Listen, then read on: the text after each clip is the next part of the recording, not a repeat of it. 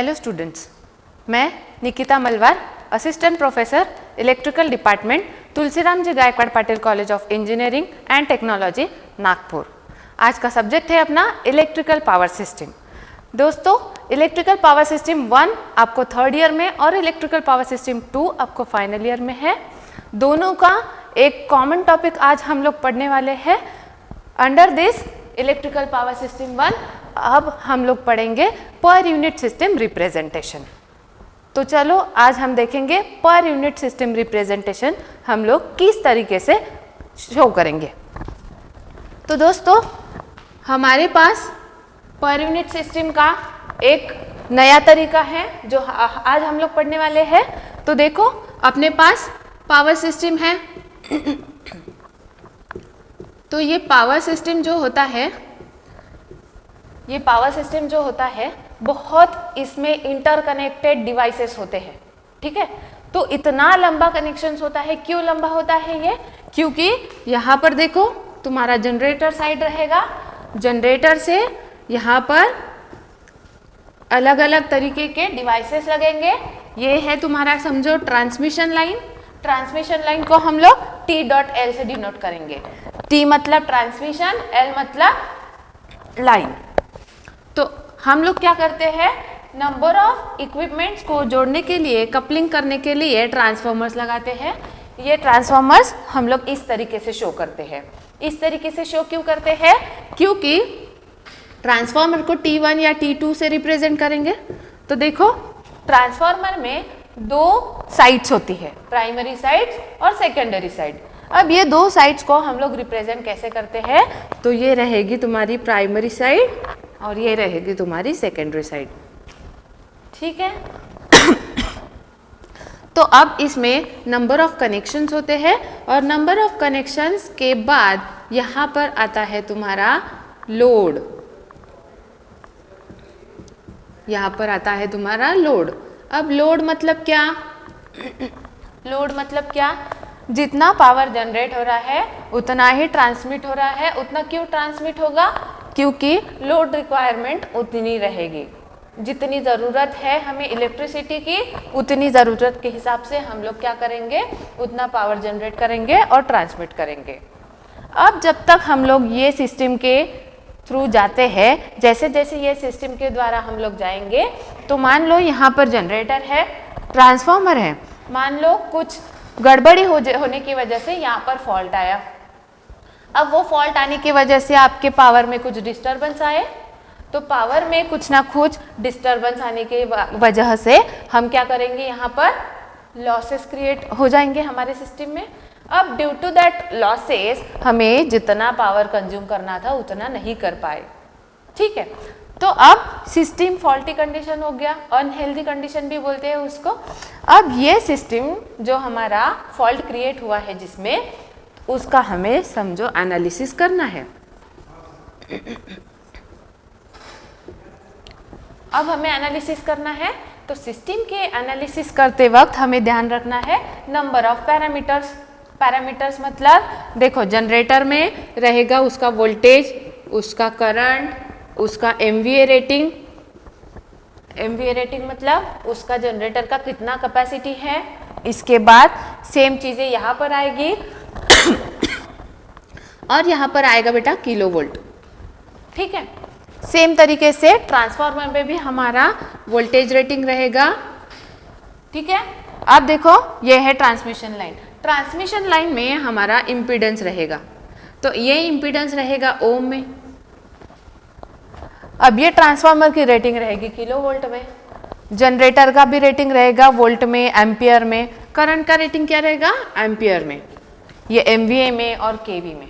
पूरी इसकी जो डिटेल्स है, समरी है, वो हर एक इक्विपमेंट की अलग अलग रहेगी। अब हम लोग इसको थोड़ा समराइज करेंगे। एनालिसिस करना है। एनालिसिस क्यों करना है? क्योंकि सिस्टम में हमारी फॉल्ट क्रिएट हुआ है। अब फॉल्ट क्रिएट होने की वजह से हमें पता नहीं है कि किस वजह से फॉल्ट आया है। तो वजह जानने के लिए हम लोग एनालिसिस करना ज़रूरी है। तो वजह जानने के लिए हम लोग जो एनालिसिस करेंगे, वो एनालिसिस हमारा होगा पर यूनिट सिस्टम रिप्रेजेंटेशन के थ्रू। मतलब क्या? तो जैसे ही ये एनालिसिस हमें किसी एक यूनिट पे मिलेगा, किसी एक यूनिट पे मिलेगा। तो वो एनालिसिस हमारे लिए सरल हो जाएगा। तो ये एनालिसिस हमें सरल बनाने के लिए हम लोग क्या कर रहे हैं, तो पूरे सिस्टम को पहले पर यूनिट में रिप्रेजेंट कर रहे हैं। ठीक है, तो पर यूनिट में रिप्रेजेंट करने के लिए हम लोग क्या करना पड़ेगा, कुछ विशेष इसके कंसिडरेशन रहेंगे। कौन से रहेंगे देखो, जैसे कि वोल्टेज है, वोल्टेज को हम लोग लिखते हैं वोल्ट्स में। ठीक है, इसका यूनिट रहेगा वोल्ट। करंट, करंट को लिखते हैं हम लोग एम्पियर्स में, इसका यूनिट रहेगा एम्प या फिर ए भी बोल सकते हैं। ठीक है, इसके बाद एमवीए रेटिंग, जो कैपेसिटी होती है, इक्विपमेंट की कैपेसिटी जो होती है वो होती है एमवीए में, उसका यूनिट। ठीक है, और सरल बात होती है आखिरी में इम्पीडेंस। तो ये इम्पीडेंस हमें ओम में मिलता है, इसका यूनिट ओम होता है। तो ये सारे इक्विपमेंट को अगर हम लोग कन्वर्ट करते हैं पर यूनिट सिस्टम में, ये सारे यूनिट्स को अगर हम लोग कन्वर्ट करते हैं पर यूनिट सिस्टम में, तो क्या हमारे लिए ये एनालिसिस सरल नहीं होगा?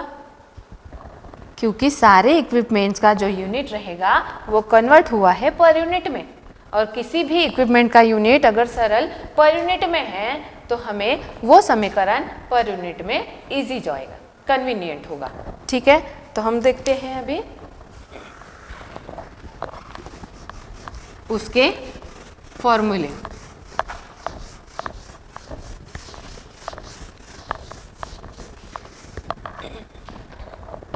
तो मान लो सबसे पहले हम लोग देख रहे हैं वोल्टेज को। ठीक है, वोल्टेज, वोल्टेज को देख रहे हैं। वोल्टेज को हम लोग V में रिप्रेजेंट करते हैं, इसका यूनिट। ठीक है, तो हम अगर ये यूनिट V इन पर यूनिट मेंशन कर रहे हैं, पर यूनिट में लिखना है ना, ताकि हम लोगों को एनालिसिस सरल हो। तो V इन पर यूनिट का हमारे पास एक फॉर्मूला है। वो फॉर्मूला क्या लिखेंगे हम लोग, V actual upon V base. यह है हमारे पास फॉर्मूला पर यूनिट सिस्टम का। ठीक है, कोई भी इक्विपमेंट का आपको वैल्यू निकालना है पर यूनिट में, तो उसका फॉर्मूला है हमारे पास उसकी एक्चुअल वैल्यू और उसकी बेस वैल्यू। एक्चुअल वैल्यू मतलब कौन सी वैल्यू जो उसकी सिस्टम में हमारे को गिवन है, दी हुई है। ठीक है, दी हुई वैल्यू को हम लोग रेफरेंस वैल्यू भी बोलते हैं। दी हुई वैल्यू को हम लोग क्या बोलेंगे, रेफरेंस वैल्यू भी बोलते हैं, जो हम लोग पूरे सिस्टम के लिए कॉमन कंसिडर कॉमन कंसिडर करेंगे। अब ये है बेस वैल्यू। अब बेस वैल्यू मतलब कौन सी, डिसाइडेड वैल्यू। कौन सी वैल्यू, जो हमने हमारी तरफ से निश्चित की हुई वैल्यू है, वो रहेगी हमारी बेस वैल्यू। तो ध्यान में रखना, कभी भी बेस वैल्यू आपको दी हुई रहेगी, अगर नहीं दी हुई है तो आपको आपकी तरफ से निश्चित करके लेना है। इसी तरीके से हम लोग करंट को भी ढूंढ निकालेंगे। अब करंट की वैल्यू कैसे निकालेंगे, ये भी क्या रहेगी, उसकी एक्चुअल वैल्यू अपॉन उसका बेस वैल्यू। इसी तरीके से हमारे पास होता है इम्पीडेंस। इम्पीडेंस को हम लोग Z से रिप्रेजेंट करेंगे और उसकी पर यूनिट वैल्यू को P.U से रिप्रेजेंट करेंगे। तो यहाँ पर लिखेंगे Z actual upon Z base. ठीक है, तो ये सारे फॉर्मूलेस को हम लोग ध्यान में रखते हुए उसका एनालिसिस सिंपल कर सकते हैं। बहुत ही सरल तरीके से हम लोग उसको सॉल्व कर सकते हैं। तो अब इसके बाद अपने पास एक कॉमन फॉर्मूला है जो हम लोग सारे इक्विपमेंट को लगा सकते हैं। तो इसके बाद हमारे पास एक डिराइव किया हुआ फॉर्मूला है, वो देखते हैं क्या है।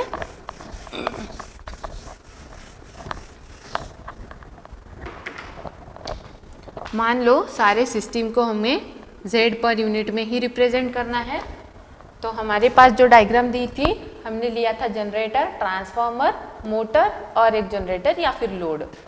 तो यहाँ पर हर एक सिस्टम का मान लो हमें इम्पीडेंस निकालना है, क्योंकि एट द एंड हमें लास्ट में क्या निकालना है, उसका डायग्राम। ठीक है, उसकी आकृति बनाने के पहले हम लोग क्या करते हैं, पर यूनिट का जो भी दिया हुआ इम्पीडेंस है वो पर यूनिट में निकालते हैं। वो हम लोग आगे देखेंगे एक उदाहरण लेकर। तो ध्यान देखिए, यहाँ पर Z पर यूनिट मतलब हम जो वैल्यू निकालने वाले हैं या फिर जिसे हम लोग कन्वर्ट करने वाले हैं। तो इसके लिए हम लोग दी हुई वैल्यू लेंगे। तो दी हुई जो वैल्यू रहेगी वो हमारे पास रहेगी ओम में, दी हुई वैल्यू रहेगी ओम में। ठीक है, इसके बाद आपको एक रेशियो मिलेगा। वो रेशियो क्या होगा देख लीजिए ध्यान से, MVA base new upon MVA base old in multiplication with KV base old upon KV base new, इसका होल स्क्वायर। ठीक है, तो ये पर यूनिट इम्पीडेंस है, Z इन ओम है। ये वैल्यू आपको हमेशा दी हुई रहेगी आपके उदाहरण में, समीकरण में। यहाँ पर है आपका MVA बेस न्यू वैल्यू और MVA base old value. New value मतलब कौन सी वैल्यू, जो आप लोग निश्चित करोगे, दोनों बेस वैल्यू है। और MVA बेस ओल्ड मतलब कौन सा, दी हुई वैल्यू।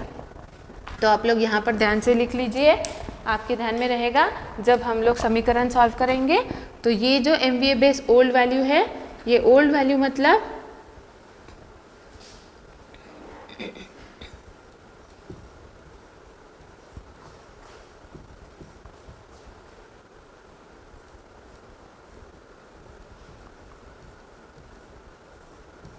दी हुई वैल्यू। ठीक है, और MVA बेस न्यू मतलब जो हम फाइंड करने के बाद, उसको निकालने के बाद इसमें डालने वाले हैं वो वैल्यू है। ठीक है, अब सेम इसी तरीके से देखो KV base old value. KV base old value मतलब जिसमें आप लोगों को दी हुई रहेगी, दी हुई वैल्यू मतलब ओल्ड वैल्यू, और हम लोग अपनी तरफ से जो लेंगे वो रहेगी अपनी न्यू वैल्यू। ठीक है, तो हमें इसको ध्यान में रखते हुए हमें एक समीकरण देखना है। इसी में इन एडिशन एक फॉर्मूला है जिसमें आप लोग ट्रांसमिशन लाइन या लोड के लिए ले सकते हो। ठीक है, तो देखो ट्रांसमिशन लाइन के लिए हमारे पास फॉर्मूला रहेगा अलग फॉर्मूला, लाइन या फिर आप लोग लिख सकते हो लोड। ठीक है, लाइन और लोड के लिए आपको फॉर्मूला लेना है Z in ohm into MVA base new upon KV base new का स्क्वायर। तो ध्यान से देखो, ये वैल्यू जो लेंगे हम लोग जनरेटर और ट्रांसफार्मर के लिए लेंगे, और ये वैल्यू जो लेंगे हम लोग, ये जो फॉर्मूला है वो लेंगे हम लोग ट्रांसमिशन लाइन और लोड के लिए। तो चलो दोस्तों, हम लोग देखते हैं पर यूनिट में कैसे कन्वर्ट किया जाता है।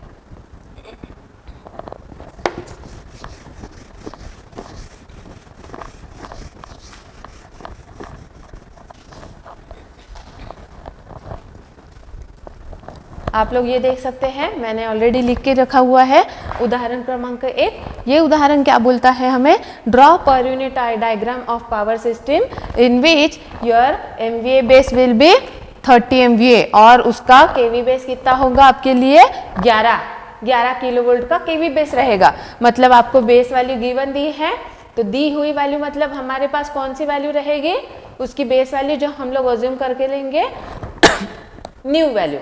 ठीक है, इन लोगों ने मेंशन की हुई है यहाँ पर। अगर ये वैल्यू नहीं देते तो हम लोग अपनी तरफ से खुद निश्चित करते ये डायग्राम को देखते हुए। ठीक है, तो ये जो है आपकी पावर सिस्टम की सिंगल लाइन डायग्राम है, ऑलरेडी क्वेश्चन में गिवन है। तो देखो क्या गिवन है आपको, नंबर ऑफ जनरेटर्स कितने हैं, नंबर ऑफ जनरेटर्स है G1, G2 और G3, 3 जनरेटर है।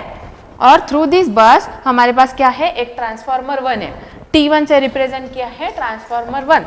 T2 से रिप्रेजेंट किया है ट्रांसफॉर्मर 2, और ये जो है ये है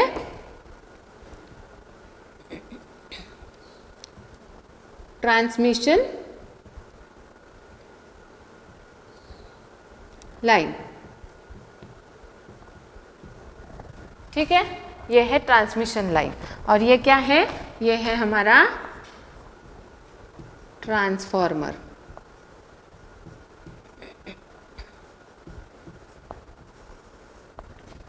ट्रांसफॉर्मर 1 और ट्रांसफॉर्मर 2, ठीक है, और ये जो है ये है हमारी ट्रांसमिशन लाइन।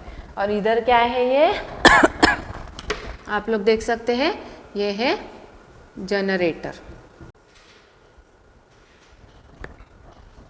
तो देखिए आपको गिवन में क्या क्या दिया है, गिवन में दिया है जनरेटर का वैल्यू, उसका एमवीए वैल्यू, केवी वैल्यू और उसका इम्पीडेंस। इसको बोलते हैं रिएक्टेंस, एक्स डबल डैश मतलब रिएक्टेंस। तो रिएक्टेंस को ही हम लोग इम्पीडेंस के फॉर्म में लिखेंगे। जनरेटर 2 है, जनरेटर 2 के लिए भी आप लोगों को दिया हुआ है वैल्यूज, आप लोग देख सकते हैं। तो यहाँ पर देखिए ट्रांसफॉर्मर 1, ट्रांसफॉर्मर 2 और ये है ट्रांसमिशन लाइन। ट्रांसमिशन लाइन के लिए हमें देखो एक ही वैल्यू दी है और उसका फॉर्मूला हमारे पास अलग है। ठीक है, तो ये सारी चीज़ों को हम लोग यूज़ करेंगे हमारे एनालिसिस में। तो चलो हम लोग देखते हैं यहाँ पर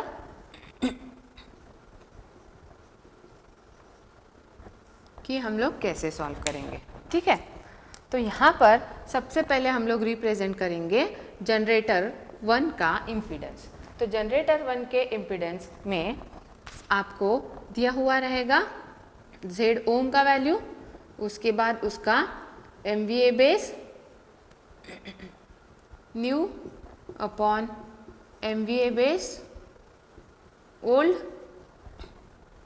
यहाँ पर रहेगा KV base old upon KV base new का होल स्क्वायर। तो सबसे पहली चीज़ हमें डिसाइड करना है उसकी न्यू वैल्यू और ओल्ड वैल्यू। मैंने आपको पहले ही बता दिया है, ओल्ड वैल्यू मतलब ये सारी की सारी वैल्यू आपकी रहेगी ओल्ड वैल्यू। ठीक है, ओल्ड मतलब पुराना। ठीक है, तो पुरानी वैल्यू मतलब जो पहले से आपको दी हुई है। अब नया वैल्यू लिखना है, तो नया वैल्यू हम लोग स्टार्ट करेंगे यहाँ पर। तो मैं आपको यही डायग्राम में बता देती हूँ।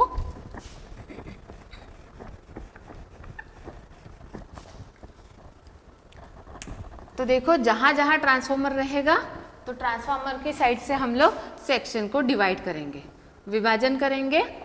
ठीक है, तो हम क्या किए, ट्रांसफॉर्मर 1 से आधी लाइन खींचे और ट्रांसफॉर्मर 2 से आधी लाइन लिया। तो अब इसमें देखो कितने नंबर ऑफ सेक्शन बने, कितने विभाग बनेंगे, 3 विभाग बनेंगे। तो मान लो मैं इसको दे रही हूँ पहला, इसको दे रही हूँ दूसरा, और ये रहेगा मेरा तीसरा विभाग। ठीक है, तो इसी तरीके से हमें ये सेक्शन 1 और 2 के लिए केवी बेस निकालना है। तो देखो यहाँ पर जो गिवन है आपको वैल्यू है MVA बेस का। ठीक है, तो मान लो MVA बेस का जो वैल्यू है ये तुम्हें न्यू वैल्यू गिवन है और वो वैल्यू है 30 MVA। पर हमारे पास हर एक सेक्शन का अलग केवी बेस रहेगा, जितने नंबर ऑफ सेक्शन रहेंगे उतने नंबर ऑफ केवी बेस रहेगा। तो मान लो हम लोग अब सॉल्व कर रहे हैं सेक्शन 1 के लिए, तो केवी बेस 1 रहेगा, अपने पास दिया हुआ है 11 केवी। ठीक है, तो इसको मद्देनजर रखते हुए हम लोग लेंगे दूसरे सेक्शन के लिए केवी बेस। तो दूसरे सेक्शन के लिए केवी बेस क्या लेंगे, तो इसके लिए अपने पास एक फॉर्मूला है। अब देखो यहाँ पर केवी बेस 2 है और यहाँ पर देखो वैल्यू कितनी है ट्रांसफॉर्मर की 11/33। ट्रांसफॉर्मर 2 के लिए कितना है 33/6.2। ठीक है, तो यहाँ पर केवी बेस 2 का हम लोग अप्लाई कर रहे हैं। तो केवी बेस 2 के लिए देखो कितना वैल्यू लेंगे, यहाँ पर है सेक्शन 2, सेक्शन 2 है हमारा T1 और T2 के बीच में। तो कैसे लेंगे हम लोग वैल्यू, तो पुराना वाला केवी बेस मतलब केवी बेस 1 और इसके मल्टीप्लिकेशन में रेशियो लेंगे V2/V1 ऑफ ट्रांसफॉर्मर 1। अगर ट्रांसफॉर्मर 1 का केवी बेस लिया है तो यहाँ पर T1 आएगा, तो यहाँ पर ये वैल्यू लिख लेते हैं। और V2/V1 मतलब कौन सा वैल्यू ट्रांसफॉर्मर 1 का 33/11। इसका मतलब आपका KV/2 निकल गया। इसी तरीके से दोस्तों आपको KV/3 भी निकालना है, जितने नंबर ऑफ सेक्शन रहेंगे।